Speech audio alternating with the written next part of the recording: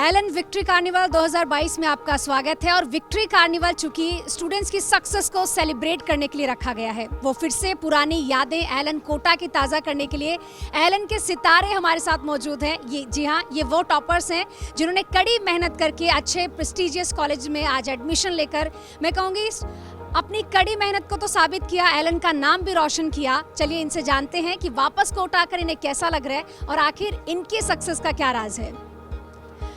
तो बहुत सारे मुझे टॉपर्स नजर आ रहे हैं। मैं कहूँगी सक्सेस को सेलिब्रेट करने आप सभी पहुंचो। सबसे पहले तनिष्का आपसे ही बात कर लेती हूँ, वापस कोटा आकर कैसा लग रहा है और आज इस विक्ट्री कार्निवल की वाइब कैसी है? मतलब everything is like so nice. हम अपने टीचर्स बैचमेट्स वापस सब लोग मिल रहे हैं तो फिर काफ़ी अच्छा लग रहा है। वो पुराना जो 12th में मैं यहाँ पे थी तो वो सारी चीज़ें रिपीट हो रही हैं, वो सारी चीज़ें वापस याद आ रही है। ओके, अच्छा, वापस कोटा आकर डेफिनेटली अच्छा लग रहा है। विक्ट्री कार्निवल की वाइब कैसी लगी? विक्ट्री कार्निवल में आकर बहुत मज़ा आ रहा है। यहाँ पे जितने तरह के गेम्स हैं, मतलब जो भी फैसिलिटीज़ है या फिर जो ब्रेकफास्ट है वो बहुत अच्छा लगा। यहाँ पे आके एक्चुअली जो आप अभी मेहनत कर रहे हैं ना, उसका आपको अगेन रिजल्ट ज़रूर मिलता है। जैसे अभी हम इतना ज़्यादा एंजॉय कर रहे हैं कॉलेज शुरू होने से, जब से हमारा रिजल्ट आया तब से हम एंजॉय कंटिन्यूसली कर रहे हैं। जो भी 2 साल की मेहनत थी वो लग रहा है अच्छे रिजल्ट हमें प्रोवाइड कर रहा है। डेफिनेटली आप लोगों की 2 साल की ये मेहनत ही थी जिसके बलबूते पे आज आप हमारे सामने खड़े हैं। अच्छा, विक्ट्री कार्निवल का इंतजार था? हाँ बिल्कुल, पहले से ही सपना था कि कभी ना कभी जब मेरा भी सिलेक्शन हो जाएगा। मेरी दीदी भी जब सेलेक्ट हुई थी तो विक्ट्री कार्निवल में उन्होंने पार्टिसिपेट किया था, तो बताती थी काफ़ी अच्छा होता है। तो मैं भी सोचता था कि जब नीट हो जाएगा तो फिर मैं भी आके यहाँ। डेफिनेटली जब आप सक्सेस होते हो तो उसे सेलिब्रेट करना भी बनता है। अच्छा, कैसा लग रहा है और एलन आपके लिए क्या है? बहुत अच्छा है। एलन हम लोगों के लिए सब कुछ है, क्योंकि तमाम सारी फैकल्टीज़ थी तो उन्होंने हम लोगों की बहुत हेल्प की और मतलब हम लोग काफ़ी उत्साहित थे विक्ट्री कार्निवल के लिए और ये यहाँ सब स्वर्ग जैसा माहौल लग रहा है। डेफिनेटली स्टूडेंट्स बहुत एक्साइटेड है। अच्छा तनिष्का, आपकी सक्सेस का क्या राज है? सक्सेस मंत्रा क्या है जो जूनियर्स आपको देख रहे हैं? सक्सेस मंत्र इज़ लाइक जो तुम लोग बैकलॉग मत छोड़ो, डेली का डेली कंप्लीट करते रहो and follow your teachers, don't analyse them. Definitely. चलिए मेरे साथ है वर्षाली, राइट? वर्षाली, कैसा लग रहा है? बहुत अच्छा लग रहा है क्योंकि इस सेलिब्रेशन के लिए हम लोग वेट कर रहे थे। लेट है बट सीरियसली 11th-12th में सारा एंजॉय छोड़ दिया था, बट अब वो एंजॉय बहुत अच्छा लग रहा है। डेफिनेटली अब वो एंजॉय बहुत अच्छा लग रहा है। सक्सेस को सेलिब्रेट करने पहुंचो, एलन कोटा की यादों को फिर से ताज़ा करने आए हो, कैसा लग रहा है? बहुत अच्छा लग रहा है मैम, मतलब एक्सपेक्टेड नहीं था कि इतना अच्छा कार्निवल होगा। बहुत ही मज़ा आ रहा है, फ्रेंड से मिल रहे हैं, टीचर से मिल रहे हैं, बहुत अच्छा लग रहा है। मुझे काफ़ी अच्छा लग रहा है यहाँ आकर के। It is very gratifying to see कि हमारा जो भी 2 years का हार्ड वर्क था वो इतने अच्छे से पे ऑफ कर रहा है। और मतलब मैं आई तो मुझे पहली चीज़ एक कोट ही याद आई कि work hard in silence and let your success make the noise. तो काफ़ी मज़ा आ रहा है यहाँ पे आके and it's very very nice to see that if you actually put in a lot of effort for something that you really want, dreams do actually come true. So thank you. अगर आप किसी चीज़ के लिए मेहनत करोगे तो definitely वो चीज़ आपके हाथ में होगी। अच्छा, सबसे पहला सवाल यही, वापस कोटा आकर, वापस एलन आकर, अपने पुराने दोस्तों से मिलकर, फैकल्टी से मिलकर कैसा लग रहा है? बहुत अच्छा लग रहा है। वापस उसी हॉस्टल के आसपास घूमना, वापस उन्हीं टीचर्स से मिलना, उनसे बातें करना और उन दिनों को याद करना जब हम लोग पढ़ते थे और मतलब स्ट्रगल करते थे। That's amazing. कैसा लग रहा है एलन? विक्ट्री कार्निवल की वाइब कैसी है और क्या वाकई इंतज़ार था? जैसे इन्विटेशन का मैसेज आया या कॉल आया, दोस्तों को फ़ोन घुमाया था? सभी को फ़ोन घुमाया। हमारा एक ग्रुप है, उसमें मैसेज आया, सब ने बोला wow this is what we were waiting for. पहले जाके कॉलेज में लीव एप्लीकेशन दी, 4-5 दिन बाद पता चला कि हमारी तो वेकेशन ही हो रही है, तो थोड़ा अच्छा लगा। और आने के बाद भी अभी बहुत अच्छा लग रहा है। 4 years जो कोटा में स्पेंड किया है अब वर्थ इट लग रहा है। और आई विल ऑल्सो मतलब I am thanking Allen and all teachers for all this. कैसा लग रहा है विक्ट्री कार्निवल में आके और अपने टॉपर साथियों से मिलके? बहुत ज़्यादा एक्साइटिंग फील हो रहा था यहाँ पे आने से पहले और फिर यहाँ पे आके सारे जो भी फ्रेंड्स हैं उनसे मिले, फिर उसके बाद जितने भी टीचर्स हैं उनसे मिले, तो जो पिछले 2-3 साल की जो भी स्ट्रगलिंग जर्नी थी वो पूरी फ्लैशबैक में रिवाइज़ हो गई। और मैं जूनियर्स को ये कहना चाहूँगा कि स्ट्रेस लेके पढ़ाई ना करें, एंजॉय करते हुए करें। और मेरे को भी मतलब अभी ऐसा लग रहा है कि मतलब जब हम पढ़ते थे ना उस टाइम भी मतलब फुल एंजॉय के साथ पढ़ते थे, लेकिन ये है कि अब की जो लाइफ है उसके कंपेयर में वो लाइफ स्ट्रगलिंग थी। आपने जो कहा ना कि स्ट्रगल करने के बाद मैं कहूँगी जो सक्सेस मिलती है और उसके बाद उस सक्सेस को सेलिब्रेट किया जाए, उसका मज़ा ही कुछ और है। चलिए, ये तो बात हो गई विक्ट्री कार्निवल में आने के बाद आप लोगों को कैसा लग रहा है। अब आपके जूनियर्स क्योंकि आपका बहुत वेट करते हैं कि आपने ऐसा क्या किया था कि आप लोग आज यहाँ खड़े हैं, तो सबसे पहला सवाल मेरा यही कि आप लोग अपने सब्जेक्ट्स को कैसे ऑर्गेनाइज करते थे, किसको कितना टाइम देते, और जो आपको देख रहे हैं वो उन्हें कैसे मैनेज करें? हम इनिशियल डेज में जब सिलेबस जैसे कवर हो रहा होता है तब ऐसा होता है तुम फिजिक्स केमिस्ट्री बायो को इक्वल टाइम दो, या फिर जो चीज़ ज़्यादा डिमांड कर रही है टाइम तुम उस हिसाब से अपने टाइम को ऑर्गेनाइज करो। बट फिर जैसे अभी लास्ट के जो मंथ्स आ गए हैं तो फिर बायो डेफिनेटली पेपर में ज़्यादा आने वाली है और बायो एनसीईआरटी को बार बार रिवाइज करते रहना पड़ेगा, तो लास्ट में आके ऐसा हो जाता है सब लोग बायो को ज़्यादा टाइम देने लग जाते हैं और फिजिक्स केमिस्ट्री जो कॉन्सेप्चुअल होती है तुमने वहाँ पे पढ़ी होती है वो कॉन्सेप्ट तुम्हारे दिमाग में वापस से रिवाइंड हो जाएंगे, तो फिजिक्स केमिस्ट्री को देने वाला टाइम थोड़ा कम हो जाता है एंड में आके, बट बायो को ज़्यादा टाइम देना होता है और इनऑर्गेनिक केमिस्ट्री को भी काफ़ी ज़्यादा टाइम देना होता है। अच्छा, आपका क्या तरीका है सब्जेक्ट्स को ऑर्गेनाइज करने का, और जो जूनियर्स आपको देख रहे हैं वो ऐसा क्या ना करें जो सिली मिस्टेक्स आपने की हो? सिली मिस्टेक्स तो ये होगी कि हम 11th-12th में आके बहुत ज़्यादा सीरियस हो जाते हैं। तो एक तो ये होता है कि थोड़ा बहुत एन्जॉयमेंट होना चाहिए, तो उससे हमारा ब्रेन फ्रेश रहता है, इसकी वजह से हम न्यू चीज़ें जल्दी जल्दी ले पाते हैं। मतलब ऐसा नहीं कि पूरे टाइम आप पढ़ाई कर रहे हो, थोड़े ब्रेक की नीड होती है। और इसके अलावा है कि इस साल से जो चल रहे पैटर्न्स उसके हिसाब से एनसीईआरटी तो सबसे ज़्यादा इम्पॉर्टेंट है, तो मल्टीपल रीडिंग्स होनी चाहिए और स्पेशली केमिस्ट्री की भी होनी चाहिए, क्योंकि इस बार केमिस्ट्री में जो एनसीईआरटी बेस्ड आए थे तो क्योंकि रीड की थी इसलिए करेक्ट गए, बट ये हम कम्प्लीटली नोट्स पे डिपेंडेंट भी होते हैं, बट इनऑर्गेनिक और ऑर्गेनिक की एनसीईआरटी बहुत ज़रूरी है। अच्छा, टेस्ट कितने इम्पॉर्टेंट होते हैं? एक एलन स्टूडेंट के तौर पे मैं पूछ रही हूँ कि टेस्ट अटेम्प्ट करना कितना ज़रूरी है? क्या उन टेस्ट में वो कंपटीशन का माहौल या वो टफनेस दिखती है जो मेन एग्जाम में होती है? टेस्ट ही इंपॉर्टेंट एक्चुअली, आपको पता चलता है कि आप कहाँ स्टैंड कर रहे हो अगर आप टेस्ट दे रहे हो। एंड सबसे इंपॉर्टेंट बात है कि आपको सिर्फ कॉन्सेप्ट आनी नहीं चाहिए, आपको उनको अप्लाई करना भी चाहिए, और प्रेशर जब एग्जाम होता है तो वो प्रेशर के साथ आपको हैंडल करना आना चाहिए, और time is the biggest factor. आप जब भी क्वेश्चन प्रैक्टिस कर रहे हो आप टाइमर के साथ करो, टेस्ट दे रहे हो तब भी टाइम चल रहा होता है, तो आपको पता चलता रहता है कि हाँ मैं अपने टाइम में उतना कर पा रहा हूँ या नहीं। तो this is the important factor कि आप हमेशा टाइमर यूज़ करो और टेस्ट देते रहो। अच्छा अनन्या, एक स्टूडेंट की लाइफ में डिसिप्लिन कितना इम्पॉर्टेंट है, ये मैं आपसे जानना चाहूँगी, बिकॉज रैंक हासिल करना और सिलेक्शन लेना दोनों में बहुत डिफरेंस है, लेकिन अगर आपको वाकई कुछ टारगेट तय किया और वो हासिल करना है तो डिसिप्लिन का क्या रोल है? मैम, डिसिप्लिन तो आई थिंक सबसे पिवटल और सबसे इंपॉर्टेंट है। बस नीट के प्रिपरेशन के लिए नहीं, कोई भी चीज़ हम करते हैं तो अब कॉलेज आ गए उसमें भी एक अमाउंट ऑफ डिसिप्लिन रिक्वायर है अपने आप को कंट्रोल करने के लिए। बट जब नीट का टाइम आता है, जब अभी तो एग्ज़ाम्स भी उनके 23 वाले काफ़ी पास आ रहे हैं, तो उसमें मैम एक फिक्स शेड्यूल, जैसे अभी वर्षाली ने बोला कि relaxing and enjoying is also important. पूरे दिन पढ़ना नहीं है, टेक अ ब्रेक। जैसे मैं म्यूज़िक सुनती थी जब मुझे, आप जो भी करना पसंद है you can do that, but having a discipline routine is very important, क्योंकि फिर eight the end of the day जो गिल्ट रहता है ना कि अरे आज हमारी पढ़ाई नहीं हुई, 2 दिन 14 घंटे पढ़ने फिर 3 दिन एंजॉय करने से तो कुछ होगा नहीं। तो every day study continuously, and उसी से आप जब कंटिन्यूसली पढ़ाई करते हैं तो जब एग्ज़ाम बहुत पास आता है तो यू आंट वरीड, आप डरते नहीं हो, तभी आप बेसिकली अपने डर से ऊपर हो पाते हो, बिकॉज यू नो। और जैसे टेस्ट का था तो मैंने सारे टेस्ट अपने जो मेजर टेस्ट और अदर टेस्ट एलन होल्ड करता था तो वो मैं देती थी, क्योंकि उससे एक तो आपको पता चलता है कि आपकी प्रिपरेशन का, आपका रैंक क्या है, आपको उससे पता चलता है। और दूसरी बात एक और होती है, how to behave in the exam is also important, like being calm and collected is very important, तो that is also very crucial.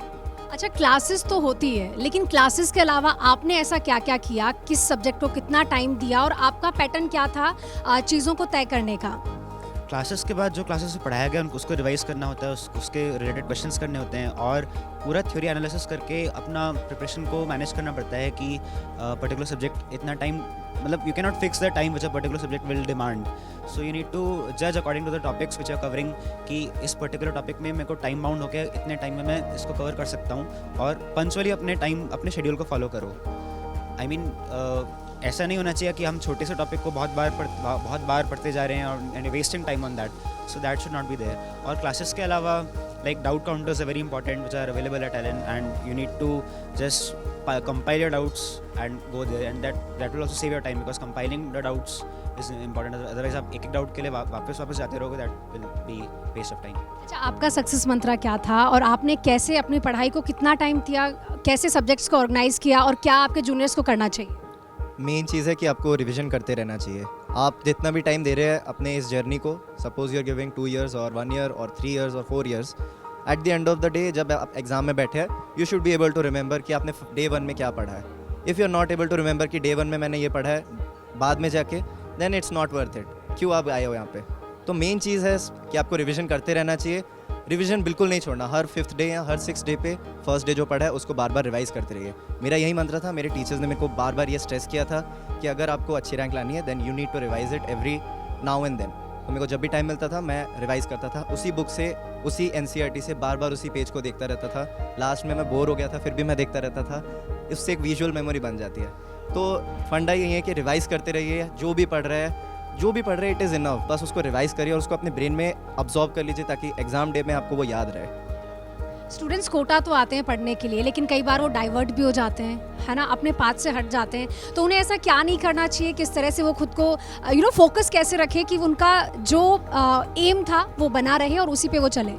तो मेनली डिस्ट्रैक्शन से बचने के लिए तो यही है कि आप मतलब घर वालों से मेनली ज़्यादातर कनेक्टेड रहें और अपना फ्रेंड सर्कल सही रखें, क्योंकि जो फ्रेंड सर्कल होता है ना वो ही आपके पास रहता है। घर वाले भी ये है कि आप फ़ोन पे जितनी बात उनको बता रहे हो उतना ही पता है उनको, बाकी फ्रेंड सर्कल को आपका सारा पता है कि आप कहाँ जा रहे हो, कितना क्या करते हो, कितना पढ़ते हो, कितना आपका स्कोर आ रहा है, क्योंकि घर पर तो कुछ भी कहा जा सकता है। तो यही है कि आप मेनली ये रखें कि फ्रेंड सर्कल आपका ऐसा हो कि वो आपके घर के कांटेक्ट में भी रहे और आपकी जितनी जो भी अच्छी आदतें बुरी आदतें उनके बारे में आपको खुद को रियलाइज़ करवाता रहे। उससे डिस्ट्रैक्शन से आप बच सकते हैं और घर वालों का सपोर्ट तो हमेशा आपके साथ रहता ही है।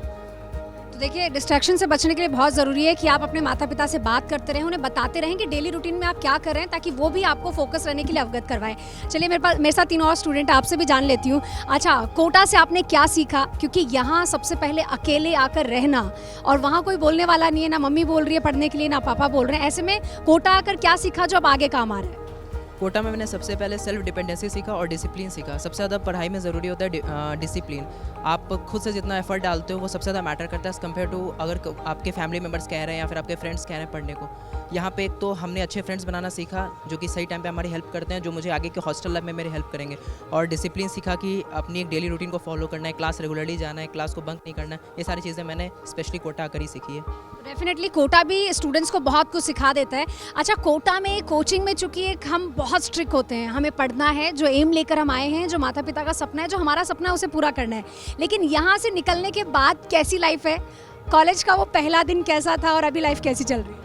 कॉलेज में तो अभी सब चिल ही चल रहा है, लाइक थोड़ी बहुत पढ़ाई भी होती है और अपनी मस्ती भी होती है। यहाँ कोटा में तो लाइक काफ़ी स्ट्रिक्ट था, बाहर निकलना या फिर टाइम वेस्ट करना वैसा नहीं था। क्लास आया, रिवाइज वगैरह करा, अपने क्वेश्चंस लगाए, अगेन अगले दिन क्लास दिया, संडे को टेस्ट वगैरह दिया। वहाँ ऐसा नहीं है, लाइक कभी कभी मन नहीं करता तो पूरे दिन नहीं पढ़ते, कभी कोई क्लास बंक कर दी, तो वो वहाँ काफ़ी चिल है। अच्छा, कोचिंग फैकल्टीज़ में और मैं कहूँगी आपके कॉलेज के लेक्चरर्स में क्या डिफरेंस है? मतलब मुझे बताओगे कि क्या एक चेंज आपने क्लास में देखा जो आपको यहाँ लगता था कि यार यहाँ ऐसा होता है और कॉलेज में तो ऐसा नहीं होता है? यहाँ हम लोग थोड़ा ज़्यादा एक्साइटेड थे क्योंकि हम लोग को नीट क्रैक करना था, तो उस हिसाब से हम लोग थोड़ा पढ़ते थे। अब वहाँ ज़्यादा मज़े करते हैं और वहाँ मतलब जो भी फैकल्टीज़ है तो कभी हम लोग स्किप कर सकते हैं या कर लेते हैं, और कभी कभी तो वहाँ लेक्चर में नींद भी आ जाती है, वहाँ सो भी लेते हैं। अच्छा तनिष्का, कोचिंग वाली लाइफ तो सबको पता है कि कैसी है, लेकिन कोचिंग के बाद कॉलेज का वो पहला दिन कैसा रहा? अब लाइफ कितनी चेंज हो गई है? फर्स्ट डे तो मतलब ओरिएंटेशन, इंटरेक्शन, सब लैब्स वगैरह वो सब दिखाए थे। और बाकी कॉलेज में ऐसा है कि वहाँ पे स्टडी विद फन है, दोनों चीज़ें हैं। जैसे तुम लोग अपने दोस्त के रूम में चले जाओ और फिर group study, and group study is totally fun. मतलब तुम लोग साथ बैठ के पढ़ते हो तो तुम एक दूसरे को एक्सप्लेन भी सब कुछ कर सकते हो।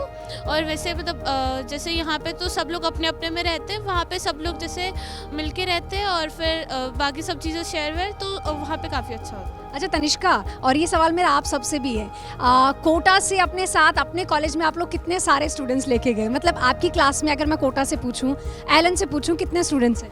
हम लोग जैसे ऋषित, मैं, अंकित, जसपिंदर, वर्षाली, विवेक, अनुनय, हम लोग मतलब वहाँ भी कुछ ऐसे अलग नहीं लगा होगा, दोस्त मिल गए ना? हाँ, दोस्त तो जैसे पुराने दोस्त भी थे और फिर कोटा वाले सब दोस्त। अच्छा, कैसा लगा कॉलेज का वो पहला दिन? कैसा था कोचिंग की दुनिया से निकलने के बाद कॉलेज में कदम रखा, कैसी वाइब थी? लाइक जब हम एलन में पढ़ते थे तो हम रखते थे कि मिनिमम फ्रेंड्स हो, ज़्यादा बातें नहीं हो, और कॉलेज में जाते एक साथ 100-200 लोग एक साथ फ्रेंड्स बन जाते हैं। वो वाइब्स भी बहुत अच्छी होती है, मतलब कहीं भी आपको अकेलापन महसूस नहीं होगा, हर जगह आपके पास फ्रेंड्स है।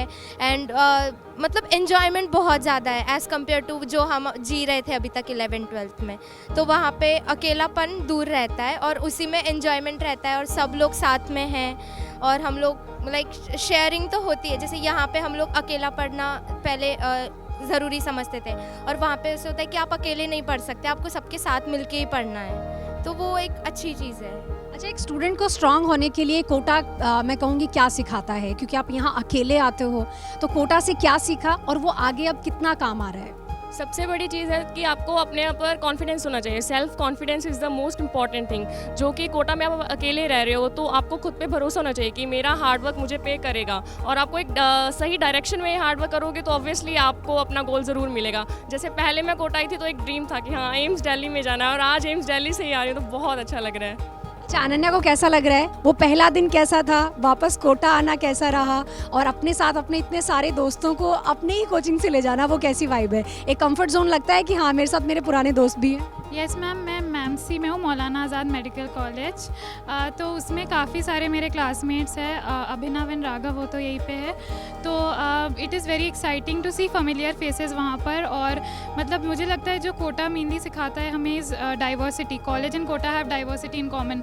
हम लोग जब यहाँ आते हैं तो हम लोग देखते हैं डिफरेंट स्टेट से, डिफरेंट बैकग्राउंड से, डिफरेंट रूटीन्स फॉलो करने वाले बच्चे, और कॉलेज में भी हम लोग वही देख रहे हैं। तो it's very very nice and very embracing. Plus हाँ, कोटा टफनिंग काफ़ी कर देता है हमारी, काफ़ी रिगरस रूटीन है। जैसे कॉलेज आके हमें लग रहा है काफ़ी फ्रीडम मिल गई है, मतलब उसके लिए कोटा हमें पहले से प्रिपेयर कर देता है। बहुत लोग यहाँ अकेले भी रहते हैं, तो उनको तो मैं कहती हूँ कि आप यहाँ अकेले अगर रह रहे हैं तो आप उस वे में खुद सक्सेसफुल ऑलरेडी हैं, because 17-18 is not the age of staying alone away from home, and if you are managing that it's wonderful and brilliant. So congratulations पहले उसके लिए, और उसके बाद if you get selected in a very good college तो that is again commendable. तो उसमें जैसे डिसिप्लिन जो है, सेल्फ कंट्रोल है, that is again very important. और कॉलेज आकर के तो मैम जो हम फैंटेसाइज करते थे 11th-12th में कि कॉलेज में ये होगा वो होगा, हाँ तो मैम वो हो रहा है। It is actually a very nice experience, और ये अच्छी चीज़ भी ऑफ कोर्स होना भी चाहिए। अच्छा, आपको कैसा लग रहा है? क्योंकि कोचिंग में हम लोग पूरे टाइम सिर्फ ऐसा लगता है कि जिस एम के लिए आए उसे पूरा करना है, और जो मस्ती है हम कॉलेज में जाके करेंगे। तो ऐसे में कॉलेज का वो पहला दिन कैसा था? जो सोचा था वैसा ही मिला, और दोस्तों के साथ अभी कैसा मज़ा आ रहा है? कॉलेज का पहला दिन बहुत अच्छा था, मतलब उस दिन बहुत सारी जगह घूमने गए और अपना रूम सेट किया। तो लाइक कोटा में जो सोचते थे कि कॉलेज में ऐसा करेंगे वैसा करने का मौका मिला, तो इट पेड ऑफ। और एक डिफरेंस मतलब कोटा वर्सेस कॉलेज में ये था कि कोटा में टीचर्स काफ़ी कंसर्न रहते हैं और पर्सनली अटैच रहते हैं। कॉलेज में प्रोफेसर्स पढ़ा के चले जाएंगे, उन्हें फ़र्क नहीं पड़ता उसके बाद बच्चा क्या करे। और आई मीन कॉलेज में डिफरेंस इन लाइफ स्टाइल बहुत हो जाता है। कॉलेज में आप बस क्लास के बाद थोड़ा सा नॉमिनल टाइम पढ़ लो एंड दैट विल वर्क, लेकिन कोचिंग के बाद आपको पढ़ना पड़ेगा, फिर क्वेश्चंस करने पड़ेंगे, फिर डाउट्स पूछने पड़ेंगे, फिर टेस्ट देने पड़ेंगे। तो यहाँ बहुत रिग्रेस है कोचिंग में, कॉलेज में थोड़ा चिल है। ओके, अच्छा आप क्या कहेंगे? आपके लिए भी कुछ नया एक्सपीरियंस रहा कॉलेज जाके? कोचिंग से एकदम अलग दुनिया लगी? एक्चुअली मैं एलन को थैंक यू बोलना चाहूँगा कि मेरा जो रूममेट है वो भी एलन से है, and because of Allen only we met. He is from Allen Bangalore, so we met over a common platform, Allen का ही था। मैंने देखा जैसे ही एलन से, I said you are going to be my roommate, he said the same, and we share a good time together now. जैसे आपने पूछा कि क्या अलग लगता है, अलग तो होता है, college is different, but coaching में जो फीलिंग आती है कॉलेज में वो फीलिंग नहीं आती। मतलब कोचिंग में एक स्कूल वाली वाइब रहती है, वो स्कूल वाली स्ट्रिक्टनेस, वो फैकल्टीज़ का मोटिवेशन देना। यहाँ पे no one is going to ask you, no one is going to, they will motivate, it's a little bit low, but coaching में they are always behind you, standing behind your back to you know, आपको कोई भी help चाहिए, कभी भी help चाहिए, you can always contact them. And college is like bit your bit matured and all. यहाँ पे वो मैच्योरेशन का फेज जो होता है वो it is done, they are grooming you for college now here in coaching. Definitely. अच्छा, आप क्या कहोगे कॉलेज जाने के बाद? एलन की ऐसी कौन सी चीज़ें हैं जो आप मिस कर रहे हो अपने कॉलेज में? मेनली तो यही है कि मतलब यहाँ पे फैकल्टीज से इंटरेक्शन बहुत ज़्यादा था। कॉलेज में जाके इतना इंटरेक्शन रहता नहीं है फैकल्टीज से, और जब पहली बार कॉलेज में एंटर किया था तो एकदम ऐसा लग रहा था बिल्कुल मैच्योर सी वाइब आ रही है एकदम से, मतलब ऑरा चेंज हो गया वो बिल्कुल ही लाइफ का। और बता दूँ वैसे नीट एस्पिरेंट्स की मतलब बहुत सारी एक्सपेक्टेशंस होती है कॉलेज को लेके कि ऐसा होगा वैसा होगा, but college is not that easy, क्योंकि वहाँ पे भी पढ़ना बहुत पड़ता है और टीचर्स का सपोर्ट उस लेवल तक नहीं होता है जैसा कोचिंग में होता है वैसा। डेफिनेटली। देखिए, कोटा में आकर वापस ये पुरानी यादें भी ताज़ा कर रहे हैं, विक्ट्री सेलिब्रेशन में अपनी सक्सेस को भी सेलिब्रेट कर रहे हैं, और ख़ास तौर पर इन लोगों ने आपको जो बताया उस पर ध्यान देना है, कैसे इन्होंने अपने सब्जेक्ट्स को ऑर्गेनाइज किया, कैसे इन्होंने मैं कहूँगी फोकस बनाए रखा, कैसे वो सिली मिस्टेक्स को इग्नोर किया, वो तमाम चीज़ें, वो तमाम सवाल हमने पूछे, और उम्मीद करती हूँ कि आपको ये वीडियो बहुत हेल्प करेगा। और थैंक यू सो मच एक बार सभी आप सबको यहाँ आने के लिए, थैंक यू सो मच।